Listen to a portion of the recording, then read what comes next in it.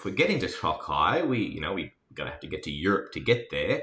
Yeah. Manji, you're based on the east coast. How did you go about getting to Tokaj? Okay, so you could go from, I live in North Carolina, so I had a direct from Charlotte to London, London to Budapest.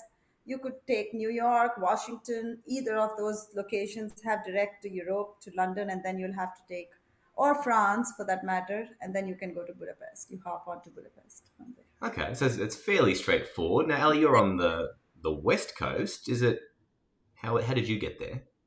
I had a little bit more of a unique route. I had the luxury of being able to spend some time in Croatia before. So, thankfully, before this trip, I was already in Europe. But my route was San Francisco to Frankfurt, Frankfurt to Dubrovnik. And then after my time in Croatia, I actually took a bus from Dubrovnik all the way to Vienna, Austria, which that's what one thing I did learn is that there was no just direct bus to Budapest. So I did spend a little bit of a layover day in Vienna and then was able to take a very easy 2 hour, I think it was less than 2 hour bus from Vienna to Budapest, which was kind of a great experience to see a lot of the countryside too. So I had a different route, I guess.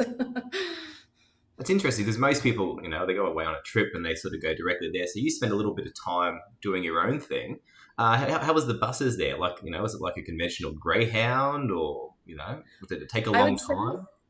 Yeah, I would say the buses were pretty on time.